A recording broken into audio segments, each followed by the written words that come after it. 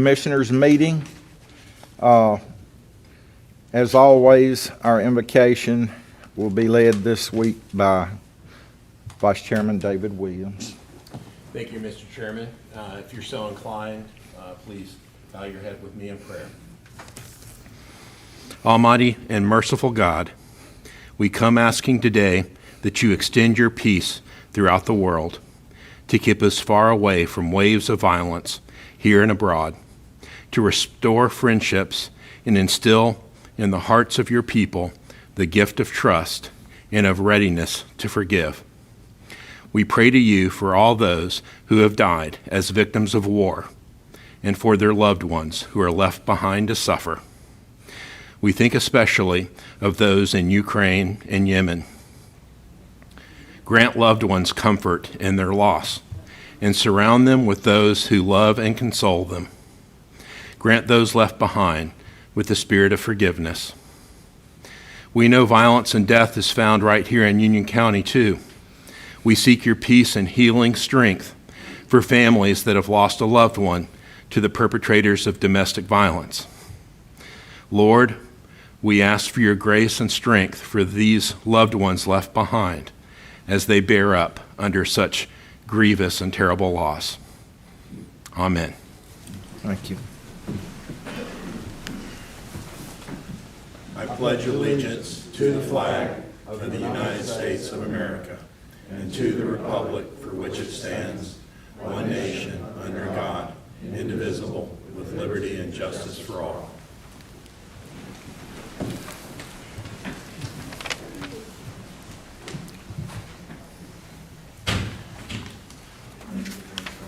None. Okay, we have no public comment signed up tonight. First item is a proclamation, Sweet Union Junior Jackpot Livestock Show, and going to recognize Commissioner Jerry Simpson to make a few comments before we vote on it. Thank you, Mr. Chair. I had requested from the manager if he would to put this together for me. This is a little bit of a personal interest for me, of course. I think everybody knows that, but we're putting a little souvenir program together, and I thought it would be great for a little bit of Board of Commissioners support to go in that program. So I thank the board for that. I thank you for your support of the facility we have. I want everyone to know that that this is a private organization. The Sweet Union Jackpot Livestock Shows, a group of volunteers has put this together. It's a private organization. It's a paying customer. It's paying all the fees required by the Ag Center and the facility to use it. Also, just a little bit of clarification. It indicates that the 4-H Foundation, Union County 4-H and Youth Development Foundation, is sponsoring the event. They are in actuality, they are supporting and underwriting the event. But we have many businesses, farm organizations that are also kicking in funding to support this effort. So we're grateful to that, and I'm excited. This will be the first opportunity to have something like this in our new building. It's a learning opportunity for the kids, and at the same time, we have folks coming from all over, so it brings in outside sales tax dollars to our community. So I appreciate what you guys have done. Okay. All in favor of the resolution, recognizing the Sweet Union Junior Jackpot Livestock Show, raise your hand. Aye. Aye. Thank you. And I'm telling everyone I'm not perfect, and I overlooked the ones that had signed up for informal comments on the board, and our able clerk straightened me out. So, Mr. Harold Schumacher. I'm sorry, Mr. Schumacher. Fine. Good morning, or good evening. Good morning, well. According to the Health Department, there were 100 deaths from COVID in 2020. There's much debate about that. Was it COVID? Was it their comorbid conditions? Was it the treatment they received or didn't receive? There's also a lot of debate about the vaccine. Is that causing injuries? Like VAERS has showed over 20,000 deaths and 1 million adverse events. There's one thing you can't argue, though. You can't argue if they died or not. That's the benchmark arbiter of truth here for that. We got that data right upstairs here from your records office, the all-cause mortality data. We've got data from going back to 2006. In 2020, all-cause deaths did not rise in Union County. So if there was a COVID pandemic, it was not reflected in the all-cause deaths.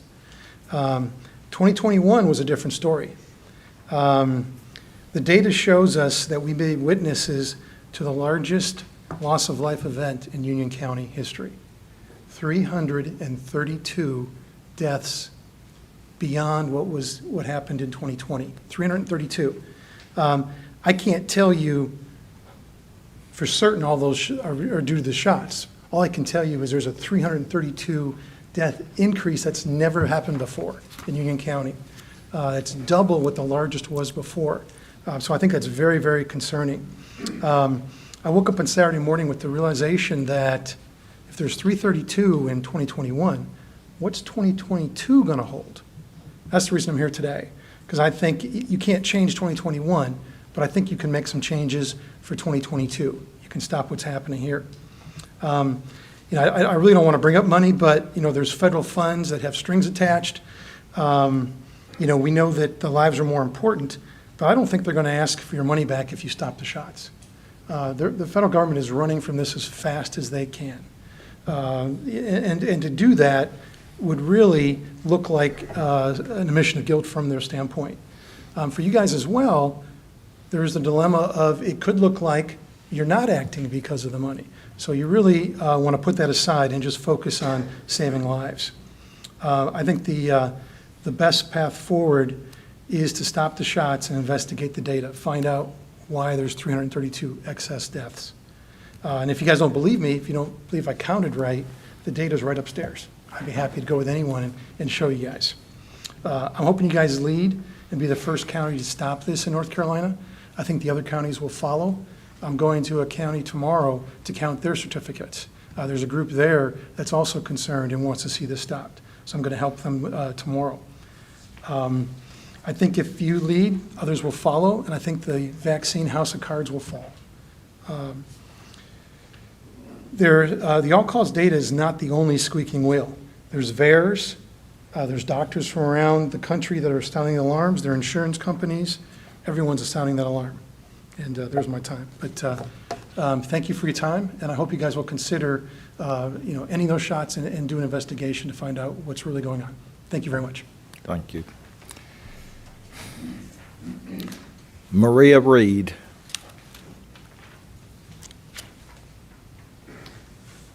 Good evening. Thank you for the opportunity to speak. The CDC has confirmed that it is withholding critical data on COVID vaccines over fear shots would be seen as ineffective. Isn't this manipulation of behavior? 400 vaccinated professional athletes collapsed on the fields and died in the last 6 months worldwide. Since when is it ordinary for young and healthy athletes to suddenly collapse and die? Is this the new normal? The Pfizer COVID trials for 5 to 11-year-olds tested the vaccine on fewer than 2,500 kids and observed them for only 2 to 8 weeks after vaccination. Such extremely short trials fail to detect many safety signals, especially long-term effects. During the FDA's Advisory Committee open session on October 26, 2021, Dr. Eric Rubin said, quote, "We're never going to learn how safe this vaccine is unless we start giving it," unquote. More and more vaccinated children are treated for myocarditis. Active myocarditis has a mortality rate of 25 to 56% within 3 to 10 years, owing to progressive heart failure and sudden cardiac death. Why are kids suddenly dying in their sleep? Why doesn't the highly unusual causes of deaths in these kids raise any red flags? The people who are injured by the COVID vaccine and those who lost family members are being censored and ignored. Why is a death from COVID tragic, but a death from the COVID vaccine ignored? Is one death more meaningful than the other? According to VAERS and using the underreporting factor per CDC methodology, there are 324,000 deaths caused by this vaccine in U.S. alone as of February 18, 2022. Peter Schumacher, one of the world's top pathologists, found that at least 35% of the deaths that happened within 2 weeks after COVID vaccination were caused by the vaccine. How many more have to die before this becomes genocide? How many kids have to die before adults acknowledge the dangers of this vaccine? I propose that each Union County resident, prior to choosing to get the COVID vaccine for themselves or their children, must be fully informed and presented with all the possible side effects, including death, as reported by Pfizer in its recently disclosed clinical trial document. For your information, there are 1,291 listed possible side effects. The first one is 1p36 deletion syndrome, which is a chromosome disorder that causes structural abnormalities of the brain, seizures, moderate to severe intellectual disability, and behavior problems. Please take action. Thank you. Thank you. All right, is there anybody here from the law firm of Michelle Wernicke? Okay. So we'll move that to consent. Ms. West? Okay. All right, now I'm going to recognize Ron Mall. We're going to have a public hearing on Darnell Incorporated Project Double Double to consider a Step 3 Step 3 Economic Development Incentive Grant in an amount not to exceed $352,000 over a 5-year period. I'm going to open the public hearing and recognize Mr. Mall. Thank you. Thank you, Chairman Rape, Commissioners, Manager Watson. It is my pleasure to bring before you tonight an Economic Development Incentive Grant request by Darnell Incorporated, otherwise referred to as Project Double Double. Darnell Incorporated, headquartered in Bogota, Colombia, is a world leader in the production of top-quality food packaging products. Darnell has operated its styrene and pulp-based packaging facility on Airport Road here in Union County since 2006. They have grown their employment to 250, and they currently occupy over 300,000 square feet. Darnell began conversations with our office in late 2021 about the potential investment of $16 million that would include 60,000 square feet of new warehousing and the purchase and installation of state-of-the-art production equipment. This equipment will allow Darnell to meet rapidly growing demand for their current products as well as introduce new products to the North American market. Again, the company is considering a $16 million investment. If Union County is the selected location, construction of the warehouse would start this summer, and equipment would be ordered and targeted for installation in early 2023. The hiring of approximately 20 additional people will begin shortly thereafter, and those jobs would pay an average of $42,640 per year.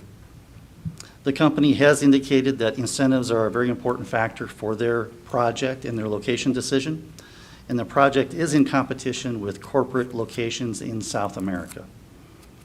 So tonight we are requesting your consideration of a Step 3 Economic Development Incentive Grant in an amount not to exceed $352,000 to be paid over 5 years beginning in fiscal year 2025 based upon the Union County Tax Office's appraised value each year on the company's anticipated investment of $16 million.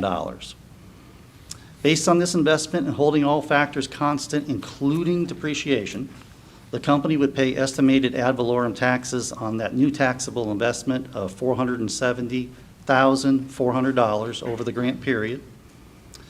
However, when we consider depreciation, the anticipated economic development grant amount will be $295,000 over that 5-year grant period, and the estimated ad valorem revenue is $394,000, again, over that grant period, or 5 years. Of course, actual tax revenue to Union County will be based on the current tax rate applied to the assessed value of the investment each year after depreciation.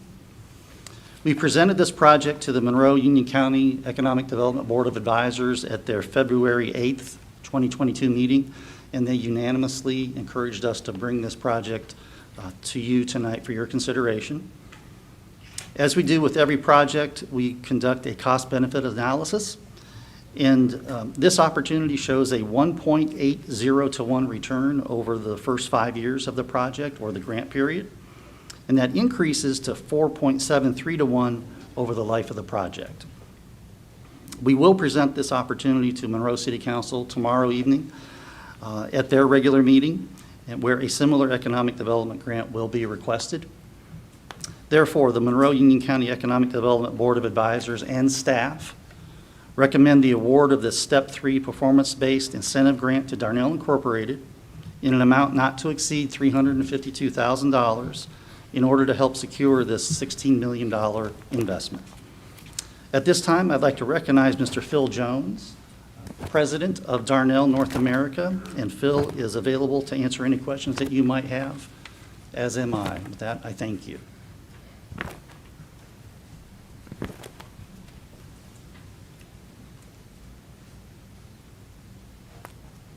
Did you recognize somebody, Ron? Yes. Okay. Would you come up and like to say anything? I expect it, but no, thank you for your support to date as well. We've the double comes from doubling the business over the last 2 years, and we're doing the same again over the next 2 years. So we appreciate the support, and it's good to be part of the growth in the county as well. So thank you. Thank you for considering Union County. Is there anybody else to speak on this public hearing? If not, I will close this public hearing and move on to the next one. Public hearing, confidential company, Project Southeast, to consider a Step 4 economic development incentive grant in amount to not exceed $987,000 over a 5-year period. Mr. Platay. Hello, Commissioner Ray, Commissioners, Manager Watson. It's my pleasure to bring before you tonight a economic development incentive request by Dymax Corporation, formerly known as Project Southeast. Dymax Corporation was founded in 1980 and is the leading developer and manufacturer of rapid and light curable adhesives, coatings, and the associated equipment. Their adhesive chemistry and equipment solutions have a variety of applications within the aerospace and defense, medical device, automotive, and electronic industries. Since 1980, Dymax has expanded into the global markets of Europe and Asia while working collaboratively with their customers to develop customized bonding solutions. But it's time for them to look to expand here in the United States again, and so they're seeking to expand their manufacturing footprint, and is considering Union County as one of those locations. The company is considering a property within the city of Monroe for an investment of approximately $42 million that would include the purchase and upfit of the 109,000 square foot Monroe Spec Building Number 4 and the nearly 15 acres that it sits on. That's all located within the Monroe Corporate Center. If Union County is selected, the capital investment again would be approximately $42 million, and job creation could be over 200 full-time positions paying an average wage exceeding $30 per hour. Our office and the company have been in discussions since January of this year, so it's very rapid in the pace considering economic development projects are normally a year to 2 years in process. They've indicated that incentives from the city of Monroe, Union County, and the state of North Carolina are very important in their one of their decision factors for the project in this location. So today we're asking you to consider a Step 4 economic development incentive grant not to exceed $987,000 over the next 5 years based upon the Union County's tax office appraisal value each year of the company's potential investment in land, building, and equipment. Based on the investment and holding all factors constant, including depreciation, the company would pay an estimated ad valorem tax on the new investment of $1,234,800 over the 5-year grant period. Please note that when we apply the 2022 depreciation schedule and hold all the other factors constant, the project could produce approximately $1,141,681, and accordingly the grant would come down as part of that depreciation. And so instead of it being $987,000, which is what we're asking for tonight, the potential grant or anticipated payout would probably be around $912,552. Any monies not expended each year, as always, will go back into the general fund. And as Ron mentioned, we do an economic development cost-benefit analysis on every project. And again, this cost-benefit looks at the projected revenue to the community versus its cost to serve and the proposed incentive grant. DIMAX's cost-to-benefit ratio is 2.25 to 1, or basically $2.25 back to the community for every dollar that we invest with the incentive. That's over the first 5 years. That's the grant period, when we're paying out. When we're not paying out after the grant period is over, that moves up to $3.25 per every dollar, or 3.25 to 1 for the life of the project. The Economic Development Board of Advisors met and reviewed this project on February 8th at their regular meeting, and has moved for this to come forward to you with a positive recommendation. We will also be presenting this to the Monroe City Council on March 8th, tomorrow night, not only for the incentive grant, but also to approve a purchase and sale agreement for the spec building. The company is also in the active process of achieving, hopefully, the state incentives as well. So that is still to be determined. Therefore, the Monroe Union County Board of Advisors and staff recommend the award of this Step 4 Performance-Based Economic Development Incentive Grant to DIMAX Corporation in an amount not to exceed $987,000 as they consider their final location for this $42 million investment. At this time, I'd like to recognize Mr. Joe Bonassar, General Counsel for DIMAX Corporation, who is available to answer any questions you may have.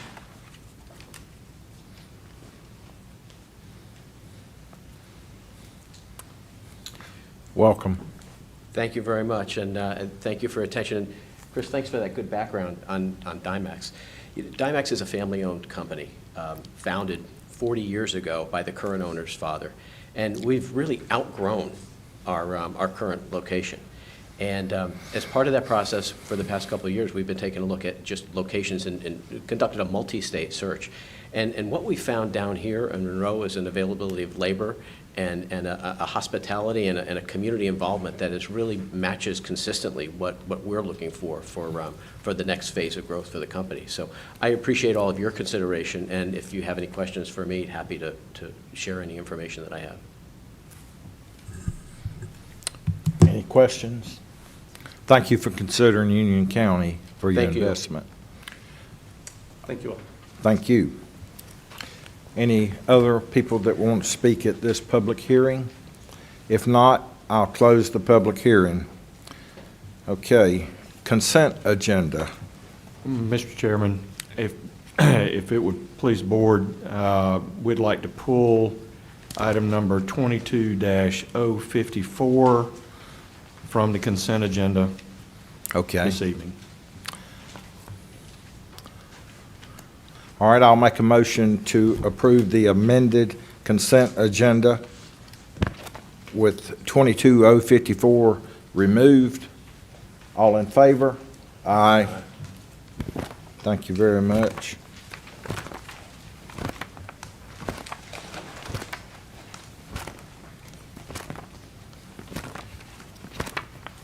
Okay, we move on to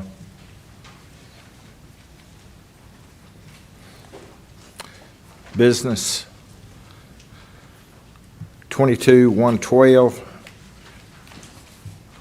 consider an economic development incentive grant, award grant for Darnell Incorporated Project Double Double to consider a step economic development incentive grant in the amount not to exceed $352,000 over a 5-year period.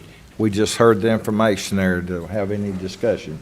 Commissioner Helms. Make a motion to approve the Step 3 Economic Development Incentive Grant to Darnell in the amount not to exceed $352,000 over a 5-year period beginning in FY 2025, and to authorize the county manager to negotiate and execute an agreement substantially consistent with this agenda item. We have a motion. Any discussion?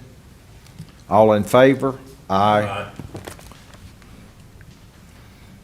Thank you, representatives from Darnell. Consider an economic development incentive grant award to confidential company Project Southeast. To consider a Step 4 economic development incentive grant in an amount not to exceed $987,000 over a 5-year period. Mr. Commissioner. I'll make a motion to approve the Step 4 Economic Development Incentive Grant to confidential company Project Southeast in the amount not to exceed $987,000 over a 5-year period beginning in FY25, and authorize the county manager to negotiate and execute an agreement substantially consistent with this agenda item. Any discussion? Mr. Chairman? Yes, sir. I'd just like to note the confidential company is Dymax. Okay. All right, we have a motion. All in favor? Aye. Thank you very much, both you gentlemen. And we hope you go ahead and make all the necessary things and make Union County your home. Thank you very much. Item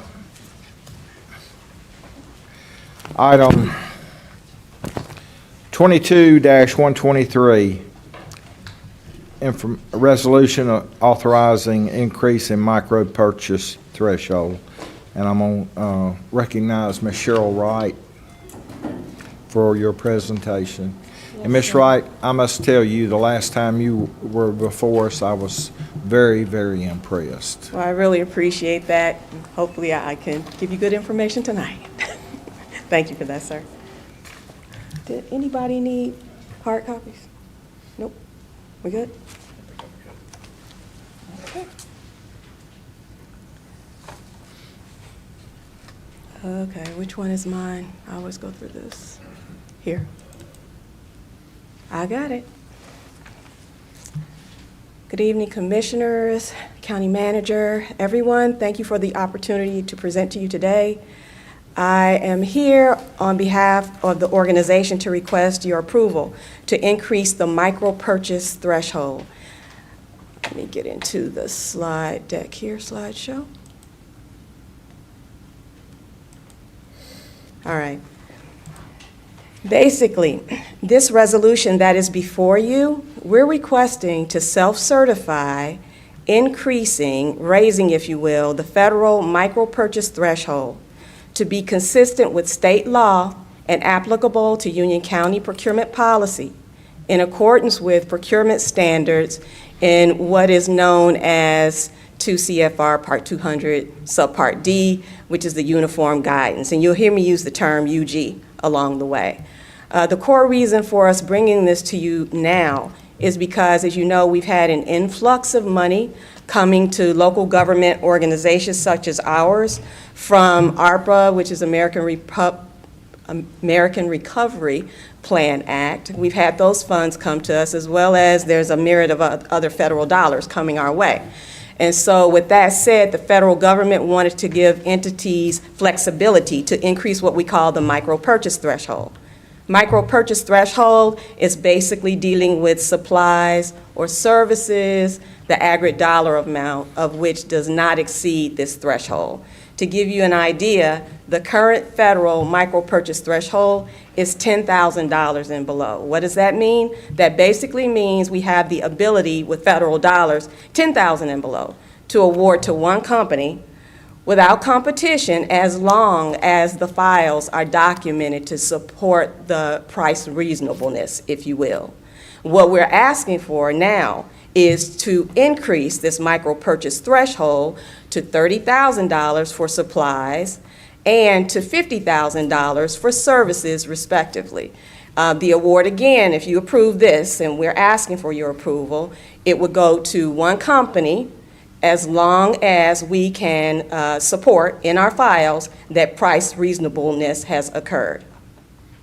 I have down here with an asterisk architectural and engineering services, because we do need to follow North Carolina law with that, which deals with 50,000 and below, and I'll speak a little bit to that in a moment. This slide is a summary slide that comes from the School of Government, UNC School of Government, when they're teaching classes about American Recovery Act, the ARPA program, and procurement. This is the summary slide that is used. For purposes today, what I would like to ask is if we could focus on the areas listed in blue for each category. You've got purchases, construction and repair, A&E services, and then everything else. So the discussion today is basically, again, we're asking for your approval to self-certify, moving or increasing, if you will, the micro purchase threshold. Federal, we're asking to move that from 10,000, let me get my arrow straight here. We're asking to move that from 10,000 to 30,000 first for purchases and construction and repair type items. Then for services and architectural and engineering services, we're asking for your approval to move that threshold up to $50,000. And again, this will just give the organization the flexibility we need to create consistency with federal micro purchase, state small purchase. It'll help us create that level of consistency. That's one core reason for the ask. As well as, and this is a summary which is in your resolution document, as well as receiving your approval would also help us streamline our processes, have staff focus more on processing bid type solicitations for items 30,000 and 50,000 and more. That's the core reason here, which is very important. Again, this is our ask. We're asking if you would approve self-certifying, increasing 30,000 for purchases of apparatus, supplies, materials, or equipment. We're asking to increase the threshold to 30,000 for purchases of construction and repair work. We're asking to increase up to $50,000 for purchase of services not subject to competitive bidding in North Carolina. And then we're also asking for your approval to self-certify, increasing the threshold to $50,000 for those purchases that are subject to qualification-based solicitations such as architectural engineering and surveying services. Again, the core reason for the ask is it will allow Union County to raise our micro purchase thresholds to align with the federal thresholds right now. It would also allow us to increase our micro purchase thresholds in accordance with federal guidelines, and we would have the ability to award to one company when allowed, as long as departments document the files to confirm price reasonableness. Some of the benefits, again, we'll be able to process small purchases faster, which equals efficiency. Staff time would be directed to handling those solicitations over the 30,000, over 50,000, and we do have quite a bit of those. And then again, the self-certification will create consistency. I would like to mention that if you approve this tonight, and we hope that you will, it'll just help us stay on track with spending the ARPA dollars. And we're talking about ARPA, but then we've got Federal Transit Association funds as well. So this increase would help us overall just be more efficient. Any questions? Yes, sir. Commissioner Hill? I assume that the 30 to 50,000 would require the manager's signature? Oh, yeah, absolutely. Absolutely. We still have to comply with the approvals that you all have put in place. Yes, sir. Okay. Thank you. Commissioner Rushing? Thank you. We have stricter standards in the federal government now, correct? Their standard is the 30,000 or 50,000, and ours is 10. So we're stricter than what the federal government requires. The federal government for the micro purchase is at 10,000, and actually state of North Carolina is at 30,000. Okay, so you're wanting to up it to get in line with the federal, or We want to bring the federal spend threshold, micro purchase threshold, in alignment with the state of North Carolina's threshold. Because right now, when we're spending federal dollars for small purchases, 10,000 and below, we can go to one company. With this approval, now spending federal dollars, 30,000 and below, we'd be able to align with what the state of North Carolina allows. Okay, so if I'm a company that sells widgets to Union County, and I sell $20,000 worth of widgets per year, and I bid against all the other companies that sell widgets in Union County, then you can choose who it is and I don't bid anymore, or how does that work? There is an option, if you approve what we're asking you to approve today for the $30,000 and below, staff can select one company, but they have to confirm that the price is reasonable. There's still an opportunity to create competition to support the price reasonableness. And in some cases, I'm sure departments would do that. But from a timing perspective and the volume of spend that we have at this time, it is recommended, if you approve, that we feel like we can manage the spend, 30,000 and below, and make sure that the pricing is confirmed as to being reasonable. Well, I think the problem that I have with it, and right now I have a problem with it, Okay. is the competitiveness of it. That if I normally would bid those out to the county, and I understand it's a hassle, but if I'm a company that competes with other companies and I do it through a bid process, $20,000 for a small business could mean quite a bit. So if I'm going to compete every year, and now you've told me that, well, this other guy charges the same price you do or close to it, and the only thing we have to do is prove that he gets close to your price, and I don't get to bid anymore because that other guy got the contract. I don't like that very much. Is that, and that's what I'm hearing. Anything that I said is wrong. Cheryl, let me ask you a question. Thank you. If they bid 20,000 for widgets, and then they come back 2 months later and bid 20,000 for some more, does that take the purchase to the total with that company to 40, and then it goes over the threshold? And That's a good question. We would have to look at it because the spirit of the program is to really make sure that we're not intentionally separating purchases. So right, but what I'm saying is, if you had to go out and buy more widgets, and it pushed the total above 30, then it would have to go to the manager. yes, we would have to follow a competitive process, 30,000 and above. Statutorily, we're required to then bid out whatever that item is. We are Okay. required to do that, both state of North Carolina and both federal. And so again, if we receive your approval tonight from an efficiency perspective and staff trying to remember, in all honesty, because we're in the trenches every day, trying to remember, okay, these are federal dollars, okay, this threshold is $10,000. These are non-federal dollars, this threshold is $30,000.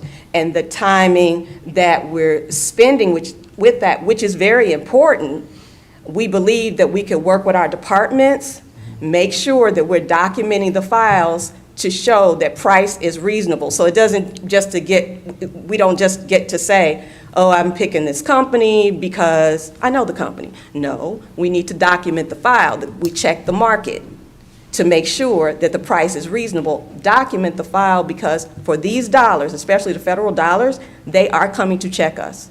They have told us they're coming to check us. Commissioner Rushing, I want to make sure that you understand that we already use the higher threshold if it's not federal dollars. This only changes the federal dollar application. So it's to be consistent across the board. And the federal government has allowed us that flexibility because of the influx of ARPA dollars out into the rest of the country, really. They knew that they needed to allow some flexibility in that we had not had prior to this. So the federal standard's stricter than our standard. And stricter than the state standard. Okay. And so we're just trying to get it in line with our policies already. Correct. So how do we override the federal government? She just said they gave us permission. They're allowing giving us us- They gave the us permission. flexibility By doing because this of process. our- Okay. Yes, with this So- process. And you'll have to do this annually. Yes, Okay. thanks, Michelle. Thanks. Cheryl, can I ask you a question, please, ma'am? You put out a request for services. You may get 2 or 3 bidders, people respond. This will just allow you to choose from those the most reasonable based on history of dealing with them and things of that nature. Is that correct? Yes, if we do get the quotes or solicitation, we are required to go with that lowest price for the goods, those items that fall into goods. Yes, sir. Okay. Okay, I'll make a motion to adopt the resolution of the Board of County Commissioners of Union authorizing the increase in micro purchase thresholds. Any discussion? All in favor? Aye. Thank you, Sheriff. Thank you. Okay, we'll call on Ms. Lancaster now for legislative and state updates. Thank you, Mr. Chairman.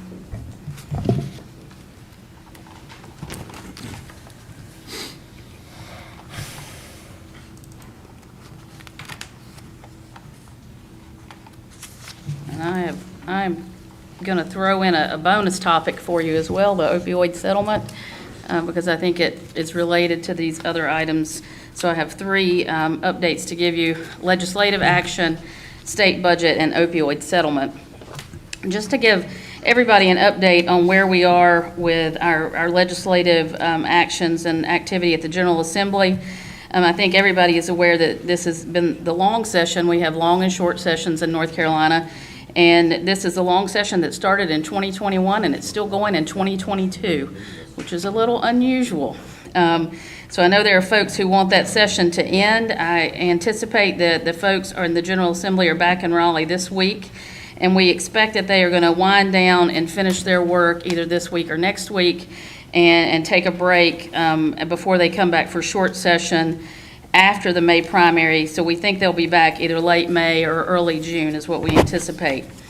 During this time, I'll be working with our departments to identify any legislative items that we may have that we would like to take back to our delegation and to the General Assembly for any action during short session.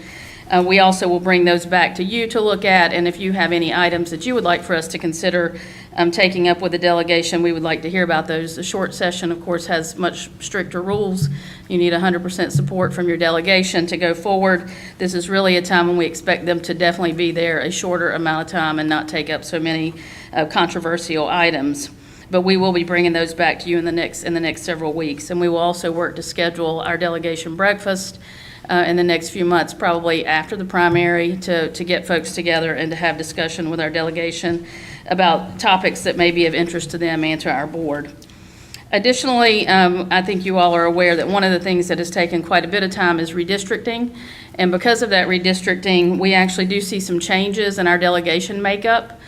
So just to make sure that everybody is aware of that, and particularly what that means for us on the Senate side, state Senate side, is that we no longer have the district that Senator Newton occupies is not going to be representing Union County anymore. There was a small change in Senator Johnson's seat where he will get one district into Cabarrus County, and then he actually loses some seats or some part of his seat in Union County and the eastern part of the county. And with that, we will pick up representation of what is now Senate seat held by Dave Craven out of Asheboro, Randolph County. He represents Guilford and Randolph counties currently, but the map sees some changes with him coming a little more southerly, and he will get a portion of Union County. He does have a Democratic challenger in that Senate District Seat 29. We have no changes in our House representation at this point. Congressional representation now has us in the newly numbered Congressional District 8, so we're moving from 9 to 8. Congressman Bishop is seeking re-election in that district, and he has a Democratic challenger as well. So we'll look to see what happens with those, but those are just a few changes in our delegation makeup. Any questions about legislative action before I move into the state budget? No, ma'am. Okay, state budget. Along with the long session, we also saw several direct allocations from the state General Assembly in their budget adoption, which we all welcomed that budget adoption, and we're happy to see those activities that they took action on. As you all know, one of the guiding principles that we've had, at least as long as I've been in the organization, when we work with the General Assembly, is that we always seek additional revenue sources, and we seek the greatest flexibility that we can get for local governments with those resources. And so I see these things really falling right in line with that direction.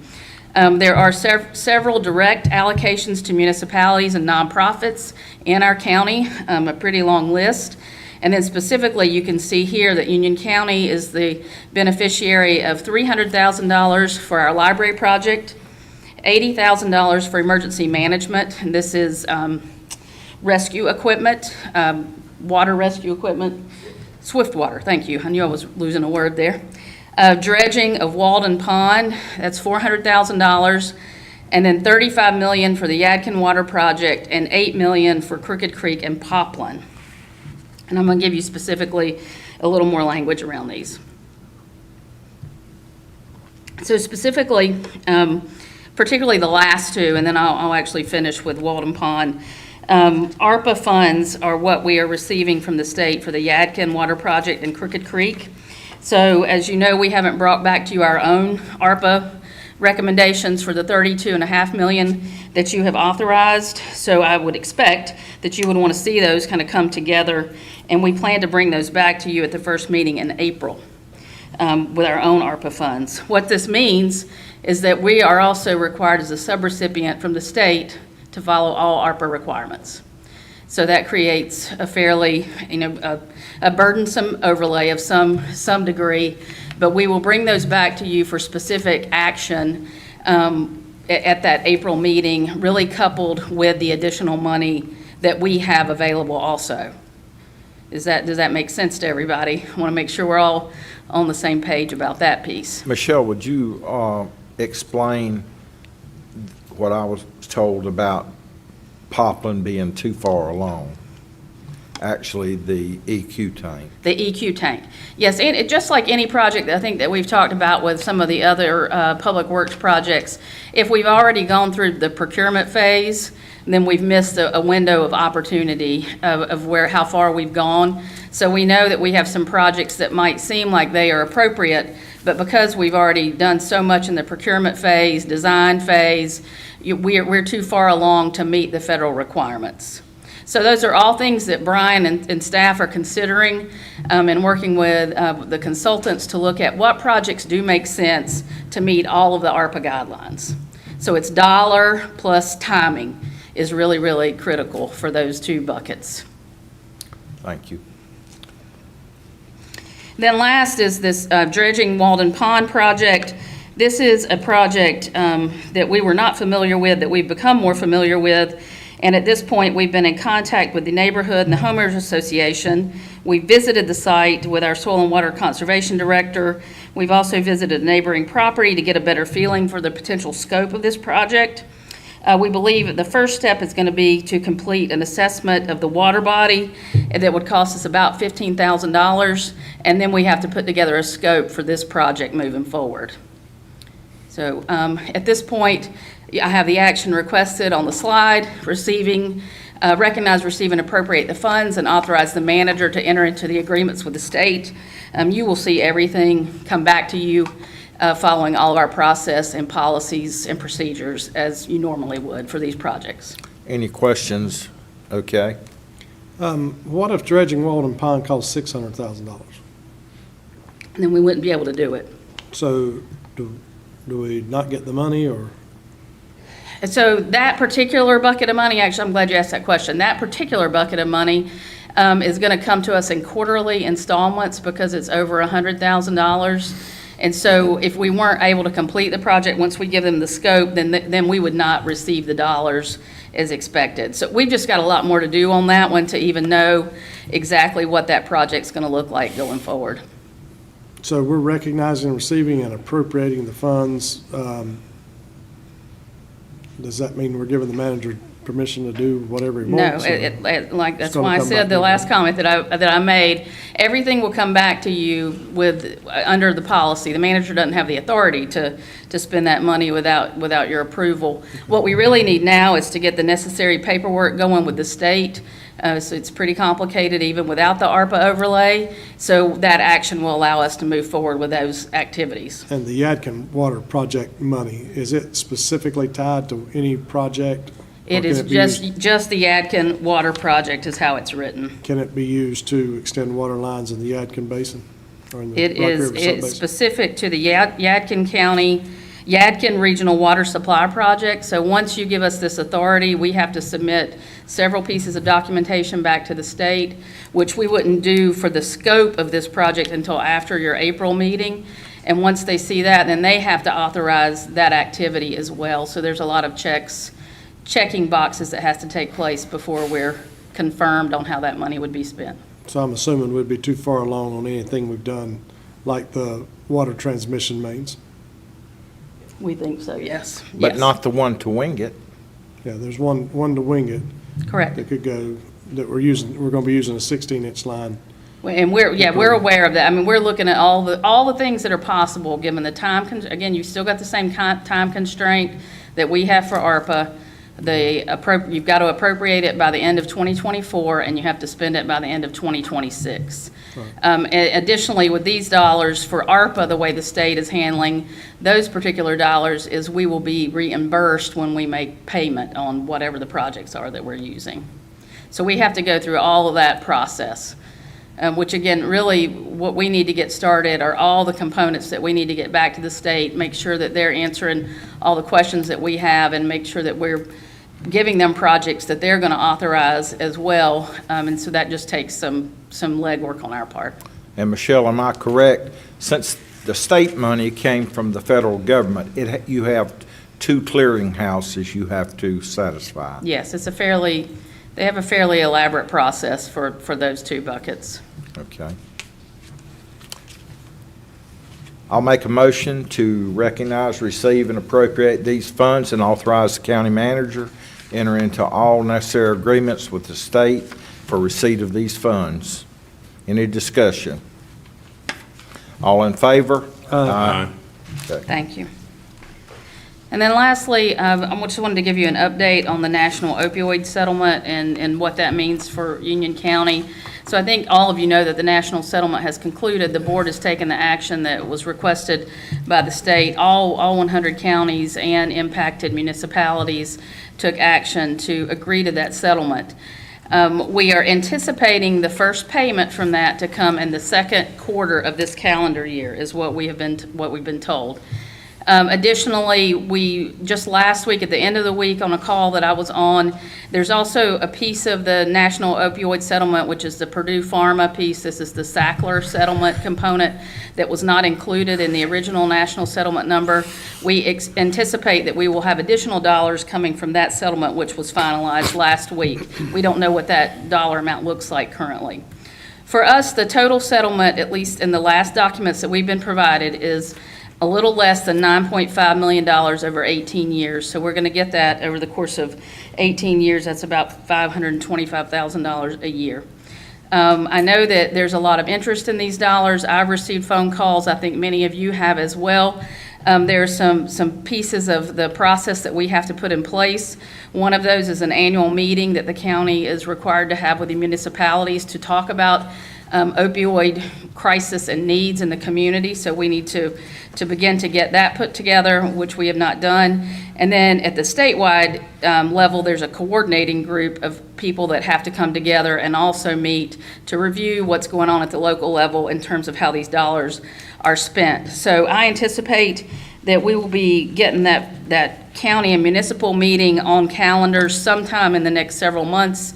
We will get with you to make sure that we schedule that at a time that's appropriate, and then we need to put together some pieces of information that we would want to share and discuss. I'm also planning to put together a group of what I would consider stakeholders, of folks who have contacted me and other folks from the nonprofit community that works in this space, from the judicial side, from the sheriff's office, law enforcement, so that we can have some coordinated conversation around what we think these dollars could be used for over the course of these 18 years. I think folks see this $9 million number, and it is a big number, but as I said, we're only going to get about $500,000 a year, so I want us to make sure that we're being very strategic in how we utilize those dollars.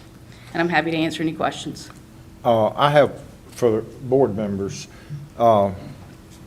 there's been several people called me and asked me about being part of the stakeholder group that Michelle's going to submit the names to us and we'll be voting on. One of them was local guy that everybody knows, Mike Balcom Insurance, and also Dr. Mike Whitson from First Baptist Indian Trail. You know, Dr. Whitson lost his grandson, and he's already set up a 501(c). He's Cameron's house. So this is not putting them on the board, but I would like for us to go ahead and authorize Deputy Manager Lancaster to go ahead and start talking to people, so when we get this thing up and running, she'll have some names to submit to us. And if you have anybody that you think would be good to serve on this focus group, shareholder group, please call her and let her know. And I'll open it up to discussion. Stoney? Are we going to publicly advertise the committee like we do for the planning board, or?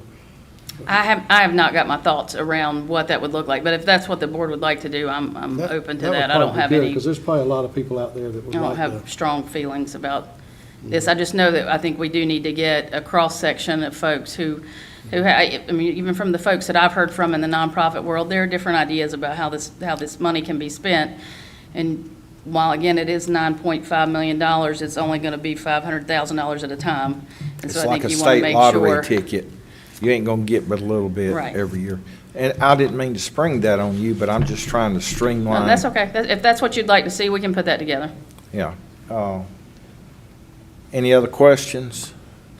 All right, all in favor of asking Deputy Manager Lancaster to put together, start the process of selecting shareholders, and I'll incorporate Commissioner Rushing's idea of making it available on our website so that people are aware. And then you'll come back to us at the appropriate time with. Yes, most likely what I will do is bring that back to you. When we do receive the funds, you'll have to set up a special revenue fund for these dollars. That's part of the agreement that was made. These have to go into a special revenue fund, so we'll bring those actions to you at the same time. And the two people that called me, Mike Balcom was for Bridge to Recovery.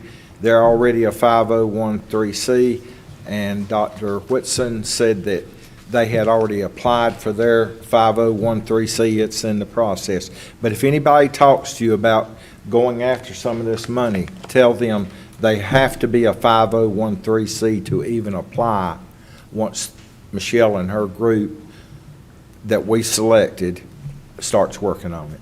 All in favor? Aye. Okay. All right. Thank you. Thank you very much. Mr. Chairman, for the next item, 22070, the board received that information in their 5 o'clock special meeting, so there will be no further presentation regarding Okay. that item. All right. Appointments to boards and committees. We have Board of Adjustment. The term of Rick Davis on the Board of Adjustment expires April 19th, 2022. This vacancy has been advertised and applications have been received as follows. Rick Davis, he's requesting reappointment, and Bradley W. Barley. I've known Rick Davis for 50 years. He served on the board, and I would like to put his name in nomination. Mr. Chairman. Yes, sir. And I agree with that. Rick called me the other day. He said, I got a phone call from a county commissioner. I'm worried to death. What's going on? So our new, I explained to him our new interview And that county process. commissioner was me. Yeah, he asked if you were an okay guy. I said, well, sometimes. But no, Rick Davis is a really very good guy, and I support your motion. David Vetts researches, a voracious reader, and when I called him, he said he had got calls. He had talked to everybody but one, and then you got, I know you didn't give up till you got that last one. Well, I called all these folks. I've communicated with all of them, and in terms of Board of Adjustment, Mr. Davis and Mr. Barley, I had great conversations with both, and I was impressed with both of their impulse to serve on an important board. I mean, the Board of Adjustment is one of these quasi-judicial boards that, you know, we really rely on to do a superb job. And I agree. I think Rick Davis has done a fine job, and I support his reappointment. Okay, all in favor of Rick Davis, raise your hand. Aye. Okay. All right. Planning Board, the term of Jonathan Thomas and Robert McNally on the Planning Board expire on April the 19th, 2022. In addition, there is a vacancy for an unexpired term ending April 19th, 2023 due to a resignation. These vacancies have been advertised and applications have been received as follows. A, Daniel Berry. B, Michael Evola. C, Heather Grove. D, Robert McNally, who is requesting for reappointment. Adam Stoffe and Jonathan Thomas requesting reappointment. And I will tell y'all, for your edification, that there's another board member moving to Florida, and he is writing his letter of resignation. So once we receive it, we'll be advertising for another position on the planning board. All right, I'll open it up for discussion. Mr. Chairman? Yes, sir. Thank you. As I've shared, I reached out and communicated with all these folks. I definitely support Robert McNally and Jonathan Thomas and their request for reappointment. I think they've both done a bang-up job. The other candidates I was impressed with. Certainly their impulse to serve on a very important board is laudable. One of the candidates, we kind of had a chuckle over this, I think, is in his 20s and is already on, I think, 3 other boards and is a full-time student and works. I think, that candidate's probably not the right choice for Board of Planning, maybe a little more experience and seasoning. But I was impressed as all get out that this young man, already at this age, has the impulse to serve and is already, just doing it with all cylinders firing. But I would like to make a motion that Robert McNally and Jonathan Thomas be confirmed for reappointment for full terms, I believe starting in April of this year, April 2022. Okay.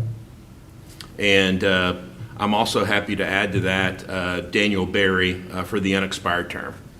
Okay, any discussion? All in favor? Aye. Thank you very much. Okay. Mr. Manager, I'll let you read 22-101. Thank you, Mr. Chairman. As you may recall from your meeting with the Village of Marvin Council, a request that they have for funding of additional law enforcement services in the Village of Marvin to assist with traffic control relative to a specific intersection at Newtown and Marvin Road, which will be the site of the construction of a new roundabout. Village of Marvin officials state that they have been paying for the compensation, overtime compensation, because these are services outside the normal scope of these deputies' services. But they have been paying the compensation for this now for 2-3 years at least. and they are requesting that the county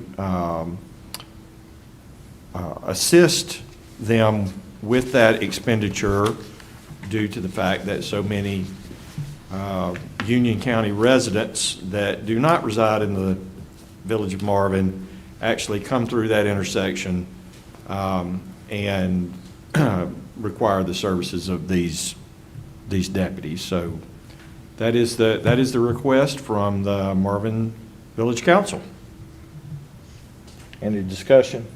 Commissioner Hale? Yes, I asked that this be put on because we were getting information and we didn't have information from the sheriff's department how commonplace this may be, and it's not. Other municipalities do from time to time have deputies work part-time. I've come to the conclusion I think it would not be in our best interest to support this. It would modify a policy that we have no idea what we'd have. So I'll make a motion that we not fund these deputies for Marvin. One of the points being is that Marvin residents travel through all parts of the county and Mecklenburg County. So to be consistent, I make a motion that we deny that request. Any comments, discussion? All right, all in favor of Mr. Helms's motion to deny, raise your hand. Aye. Okay. I was just handed something, a request from Clayton Boynier. Clayton, help me here, because this thing sort of, it's a request to exempt from the RFP process Chris Schrecker Enterprises. In reading through it fast, it looks like the scope of work has went above 50,000. This went with item 22-127, which was approved under consent. So it was in consent. Yes, sir. I'm sorry.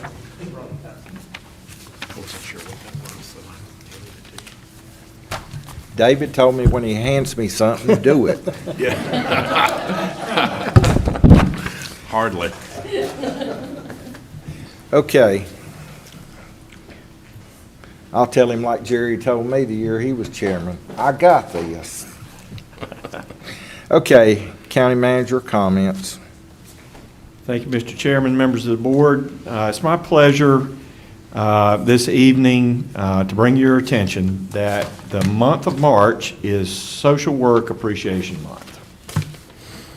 Social workers are a large part of our workforce, and we want to recognize their contributions to our organization and to our community. I want to thank all of our social workers for their commitment to others. The commitment they demonstrate professionally should not go unrecognized, and too many times I feel that we overlook the contribution that they do make. Without social workers, many in our community would go without needed items, food, clothing, and shelter. Without social workers, families and children would not be provided with the tools and support to ensure that they can be safe and healthy in their homes. Without our social workers, without our school social workers, we would miss valuable opportunities to interact with school-aged children and their families. And without our adult social workers, we would have adults who are unable to maintain the life that they want to live in their homes. I want to thank all of our social workers for their dedication and hard work to the residents of Union County. Thank you, Mr. Chairman. Commissioner Simpson. Commissioner Rushing. Thank you, Mr. Chairman. Earlier in public comments, we had some of our citizens asking a question, and we've also been getting it in emails. And I remember back to 2002, we had 11 deaths on Highway 601 South, and I was running for office the first time that year, and as I came to a county commissioner meeting, we had a couple more, another wreck, another incident, another death. And as I came to that, the commissioners took that very serious at that time and So, one thing I considered in this is that Union County has an aging population, and maybe that could be a part of the problem. But I would like more information on that. Do we have a spike in deaths, and could we look into that? But I don't think that's a Union County problem. I think it's more of a state issue. So maybe if we could have on our next agenda, maybe some information, not only just at a county level of this, what we're being given is accurate, but also on a state level to see if we're an anomaly or if that's a state trend. And if I'm sure that I think Mr. Shoemaker and some others have emailed us. If y'all have those emails, if you could look up the information and clarify if that's accurate or if we need to look into that further. Thank you. Commissioner Helms, No further comment. Commissioner Williams. No comments, Mr. Chairman. Okay. Tony, I don't know what you're here for tonight, but it's good to see you. I hope you don't have a warrant for my arrest. Not yet, sir. Not yet. Okay. I move that the Board of Commissioners go into closed session in accordance with North Carolina General Statute 143-318-11A3 to consult with an attorney for the purpose of attorney-client privileges and to consider and give instructions to an attorney concerning the handling of settlement of the following matter: Courtright versus Union County Environmental Health, OAH file number 21 DHR 1645, and in accordance with General Statute 143-318-11A-5 to establish or instruct the public body staff or negotiating agents concerning the position to be taken by or on behalf of the public body in negotiating the price and other material terms of a contract or proposed contract for the acquisition of real property. All in favor? Aye.